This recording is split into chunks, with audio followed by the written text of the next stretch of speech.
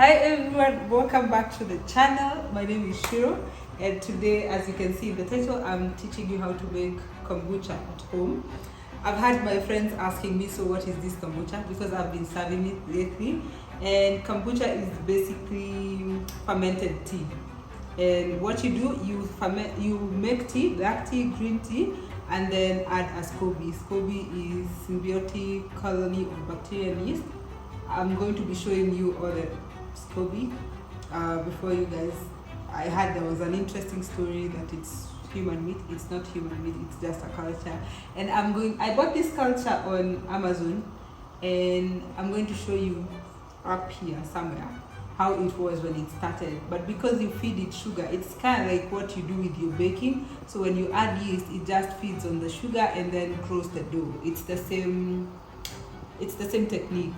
Fermenting bread, fermenting beer, fermenting other, it's the same idea. So I'm starting off with my boiling water over here, and I hope I don't burn myself while at it. Let me put this aside.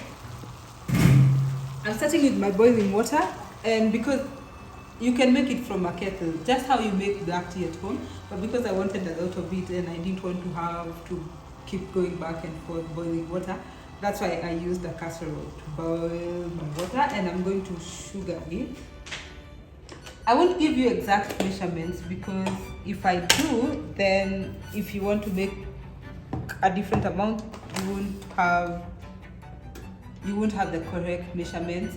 But the thing is, you have to have sweetened sugar for the yeast to feed on so that it can ferment the thing. So I have my water here, and I have my sugar. I just have to taste it.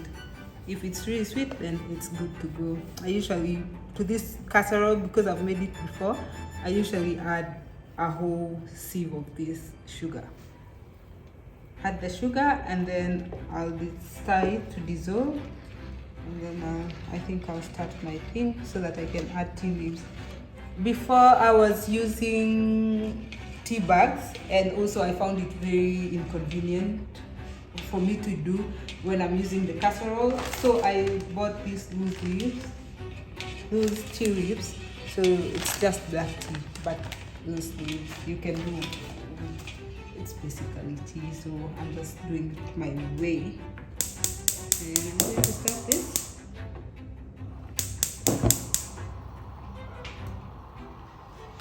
So that it doesn't get cold, and then I'll add my tea leaves. And what the SCOBY does is that it breaks down the caffeine and the sugar into acids, and it's burning. And so the tea will be fermented within a week. And one thing you have to know is that you will put your SCOBY once the tea is room temperature. Don't put it in hot water, just like yeast. Don't put it in freezing tea, because otherwise you're going to burn your SCOBY. And I'm going to add my tea leaves.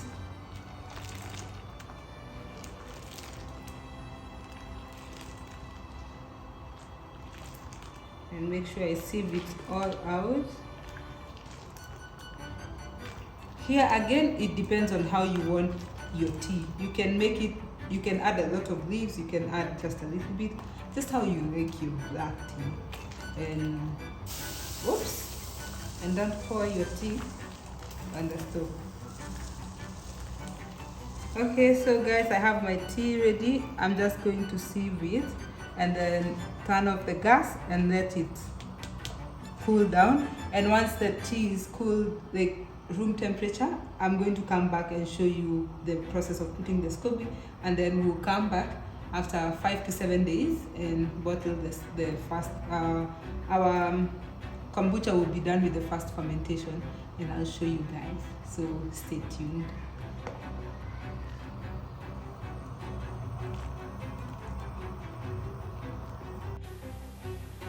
So guys, I figured that some people might leave their tea bags or tea in the tea, and then it will be extremely colored or really dark or bitter. So this is what I do with my loose leaves. If you're using tea bags, just after the tea is done, just remove them and let it cool without any tea leaves. And this is my tea.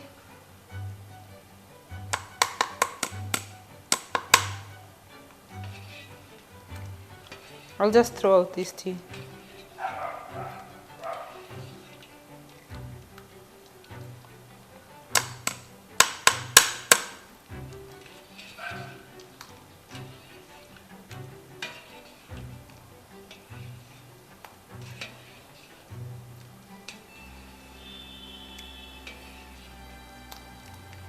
Awesome. I think it's all done, and now I'll let it cool. I'll be back after it's room temperature tea.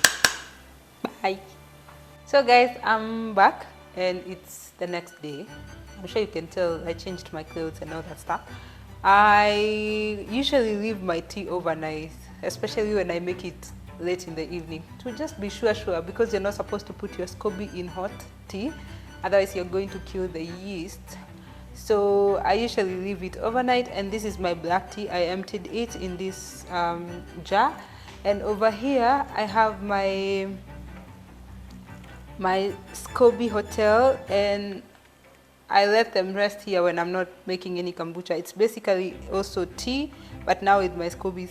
So this is the SCOBYs that I've built so far in like 4-ish months, and I'm going to insert what I first bought, the small SCOBY that I bought, and in a span of like 4, I'm not sure, 4-5-ish, I'm going to edit months, I have made a few SCOBYs, and I've shared some with my brother, for example, carried one. So this is what I have here, and in case you're weirded out, you can use a spatula like I'm doing, or you can use clean hands. Sometimes I use my hands, but yeah, today I just don't want to deal with it. So I'm going to pull out one SCOBY and put it in my black tea, and I'm going to leave it here for 5 days-ish, 4 to 5 days. When I'm coming back, I'll tell you guys when I come back, because I realize the bigger the SCOBY grows, the lesser time you need, otherwise it's going to be extremely vinegary. So since this SCOBY is a bit big, I think I'm going to come back after 4 or 5 days to check and pull out my kombucha, and it will be ready. The first fermentation will be done, and I'll see you guys when the kombucha is ready. And I'm just going to cover these ones. These ones here. So both the tins, I'm going to cover them with breathable cotton towels, tea towels, and then fasten them. And I'm going to do the same with this one. Just something breathable.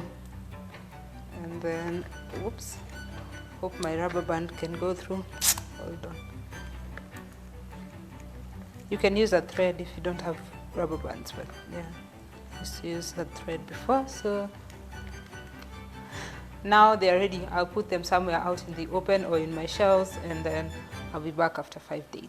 See you guys.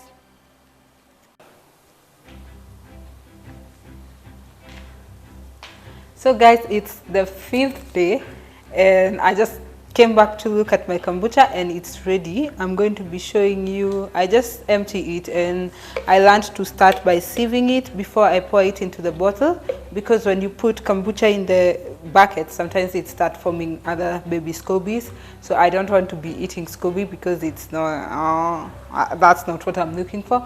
So this is the first primary fermentation, so it's done, and next time I'm going to be showing you how to do secondary fermentation. So stay tuned for that one, and make sure you subscribe to this channel so that you can get and click on the notification so that you can get the notification when I post that video.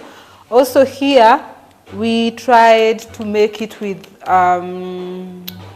let's see, with hibiscus tea. Sorry, I tried hibiscus tea for the first time, and I am telling you, I tried already to see whether it's something edible before I bring it here. But it's also a really good, it has a berry, like a strawberry raspberry juice kind of thing, so it tastes really awesome. So you can try it with raspberry. I'm going to pour it out, and I'll be done with that fermentation, but first I need to get my stuff out. So with clean hands or with gloves, you can pull out your SCOBY. Ooh, my SCOBY is really big. Or if you're grossed out, you can use gloves. I know it's such an issue for some people, but I have my thing here, my sieve, and jar, so I'm going to be pouring it over a sieve.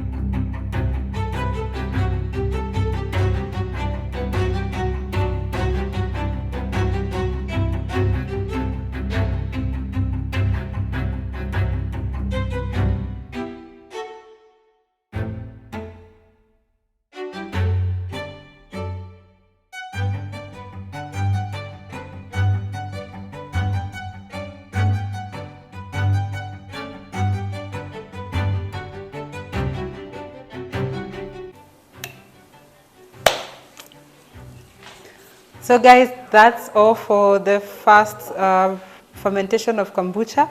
I hope you really enjoyed this video, and if you did, make sure you like, subscribe to my channel so that you can get more of my cooking videos, and also make sure you share it with someone that would want to start brewing kombucha at home.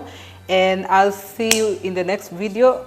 In the meantime, I'm going to go chill my kombucha in the fridge, and we like to enjoy it while cold, so I'll just take it to the fridge, and I'll see you guys in the next one. Bye bye.